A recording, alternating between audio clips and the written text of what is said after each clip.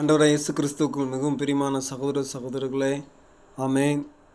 தேவாதி தேவனாகிய குமாரனாகிய இயேசு கிறிஸ்துவானவர் பிதாவாகிய சித்தத்தின்படியாக அந்த உலகத்தில் வந்தது மட்டுமல்ல, நமக்காண்டி ஆமென் சிலுவையின் பாடுகளை அணிவித்து இரத்தத்தை சிந்தி ஆமென் மரித்து உயிர்த்தெழுந்து இன்றைக்கும் ஜீவித்து கொண்டிருக்கிறார்.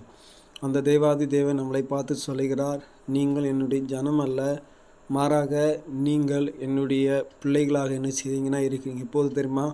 அவருடைய நாமத்தின் மேல் விசுவாசம் உள்ளவர்களை அவரை ஏற்றுக்கொண்டவர்கள் எத்தனை பேர்களோ அத்தனை பேர்களும் தேவனுடைய பிள்ளைகள் என்னும் அதிகாரத்தை நமக்கு என்ன செய்தார்னா கொடுத்திருக்கிறார்.